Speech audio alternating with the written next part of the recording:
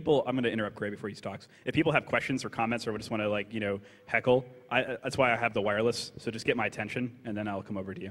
These lights are in my fucking face.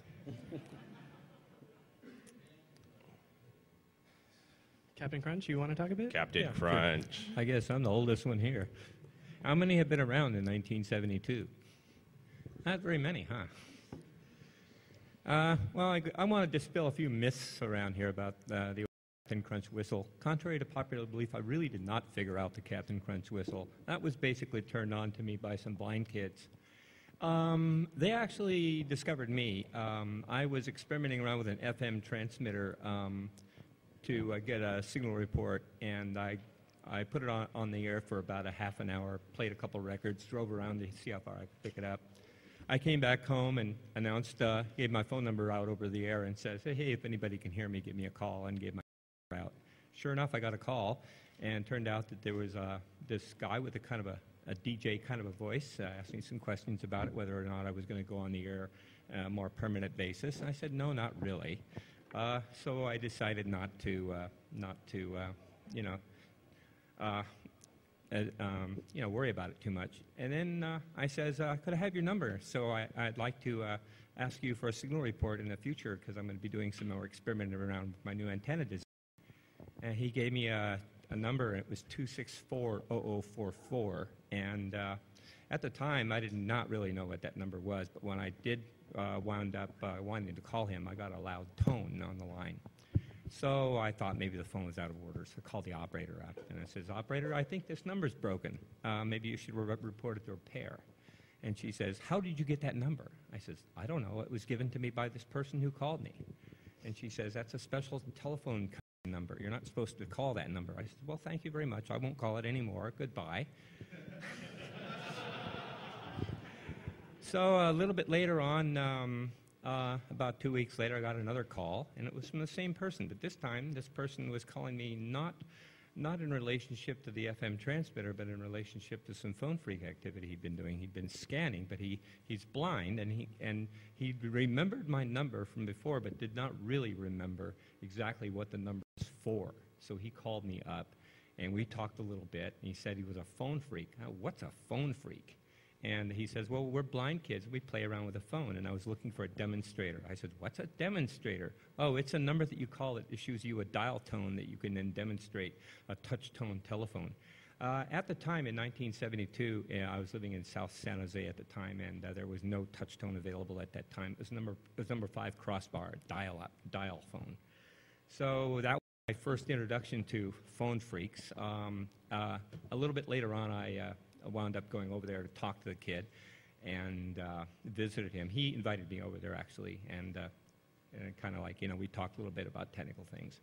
So afterwards, I go over there and I go into, met his parents, and, oh yeah, it's in the back room. I go in the back room and everything is all dark in the room. There's nobody needs lights. They're all blind people. So I says, do you mind turning on the lights? So I see some of the kids there, and every one of them was blind. One person, Jimmy, as I remember, had an organ hooked up to the phone line. He says, I says, well, tell me more about how you make free phone calls and stuff. And he says, well, Jimmy here will demonstrate. And he used an organ, and he made a first blue box call. I says, oh, I remember those tones. I remember hearing those when I make a long-distance call. I says, so that's what they are. Isn't that the same as touch tones? He says, oh, no, they're different tones. They're called multi-frequency tones. I says, oh, really? Well, that's strange. I never heard of that before. So he started giving me the frequencies. I started dutifully copying them down, and a little bit later on, I went home, and within, I'd say, 45 minutes, I had my first blue box working. I had a lot of hardware parts, and it didn't take me long to figure out how to make an oscillator. And I had basically 6 buttons on the box. I had to press 2 out of the 6 buttons to make a number. So it was very crude, but it was just enough to actually demonstrate the fact actually make a free phone call, and it blew me away. I couldn't believe it worked. And, things went on and on and on.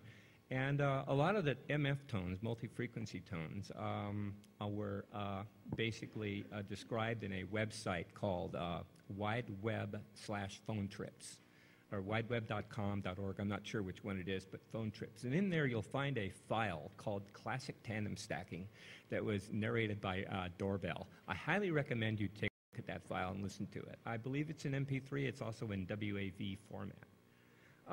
I'd also like there's several different approaches I could take. I know we have limited time here. So do you want me to kind of go into some technical kind of things about how the phone system worked back then? Or do you want me to elaborate on a few things on some of the stories that we did and some of the really cool things that we did with the Blue Box and my association with Steve Wozniak and things like that? I mean, I'm going to cover some of these anyway, but I'm going to cover a little bit of the technical things about how the phone system worked. And I think I'll just spend a few minutes on that. Basically, long-distance trunks are controlled by a 2600 hertz tone, and when a trunk is not being used, each of these two trunks are whistling 2600 at each other. So when the phone lines are not being used is when they're actually using more electricity. And that, by the way, was an argument in court about my case, because the phone company came back and said that I was using electricity, when indeed, actually, the truth is I was using less electricity. Because the 2600, when it goes away, is when you can actually make conversation on the phone line. So with that in mind, basically the way it works is you send a 2600 hertz down the tone on any long-distance call that was using N carrier. They call it N carrier. The 2600 on the other end is then the trunk on the other end thinks you're done with the call and thinks you've hung up on the call. It then goes ahead and issues a 2600 wink back to me. When the wink back comes back to me, I send it a wink back to it to acknowledge the fact that I hung up, and it acknowledged the fact that I acknowledged the fact that it hung up. So therefore, the call is now completed. However, since I really didn't in actuality hang up the phone, I still happen to be on the phone, and I still happen to be connected to the trunk line. So all I did was blow the 2600, go a little chink noise, and I could just then send the key pulse area code number start and make a call. And all routing codes work. Like you wanted to call like Fred. Inward operator, you do key pulse 042121. 121 is a universal code for reaching the operator in a distant city. So to call a New York operator, you dial 212121. So that's sort of how things worked back then. 131 was information, 141 was route rate operator, 101 was test board, and I think 161 was something else. I kind of forget what it is. So that's sort of how that all works. I might interject for a minute.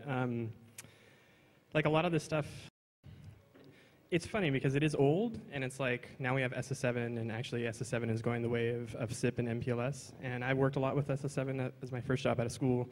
But if any of you read Matt Blaze's research paper, I think it was last year from University of, it was Penn State? Yeah, it was wiretap, but it was actually, all these SS7 wiretap systems for legacy support still have in-band signaling support. And as a result, most of them can be thwarted by actually generating a C-tone. Right. Which, so it's very similar to the old stuff. And now I can make free phone calls. Actually, I've got a really cool system set up for $10 a month. I have an incoming phone line from a Voice Pulse. I'm going to my Asterisk PBX server. I have a outgoing is VoIP stunt. They give me free unlimited calls to 30 countries, flat rate, free calls, and there's no charge for that. It's free. So that's how I make my free calls now, legally, and no problem. And too, like, I mean, I thought about talking about a lot of stories from the past, but some things like certain types of hacking, like, to explore systems or phreaking, it's like, yeah, there's flat rate long distance pretty much anywhere, and it's super cheap, and there's no risk, so why not just pay? Exploring systems, we're pretty much in a hegemony of Windows or Unix. It's like there's no Plan 9, there's no VMS, there's no MPE, like all these systems I used to with just don't exist anymore. There were no computers back then. Right, yeah. So there was a lot more variety. What is still there? So there are some, and there's like QNX, and there's, Sorry, eat the mic. I was just going to say, MVS is still there, VM is still there. Thank God Ultrix is gone. It's interesting because at what's happened in probably the past 5 years, post 9/11, your banks, your insurance companies, your hospitals have all said, fuck it to the internet, and they've all gone right back to 3270, which is hysterical because they haven't bothered to patch any of the holes that sit. So you're into 3270, sure. But how many people in this room have a SNA book? Right. No, I see one hand, yeah. How many people in this room know what LU6.2 is? How many people can do, NCF? If you can do all that old mainframe shit from the 60s and 70s, knows exactly what I'm talking about. Right, but jumping back you in can the wreak all past- kinds of havoc. Right. You need to be really careful if you're going to take that route, because if you're going back to closed proprietary protocol, I don't know if any of you guys saw Mark Grimes' SCADA talk last year.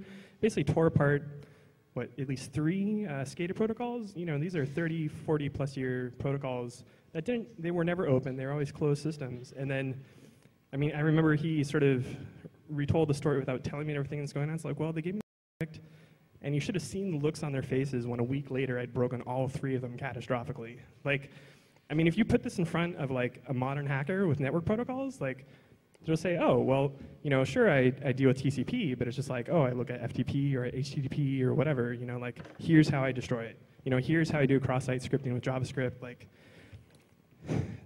Like falling back on something old, and, you know, this does happen, it is not necessarily a good strategy. I mean, actually, and going with stuff that can be audited and looked at by community and improved, I think is a winning strategy, and SCADA still has a lot of problems. So 2 things quick. Chris's CFP is up on the main screen here. So Chris, What? talk about it. No. Oh, you were talking about it No, before. I was So going to touch the computer, though. I wanted to use the internet real quick. the other main thing here is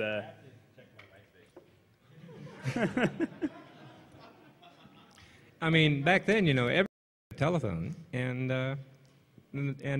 most of the people that really liked to play with these phones were blind people. Why? Because that's their only input to the outside world, is the audio input is them. They don't get visual input, they only get audio input, and the telephone is pretty good at passing audio information.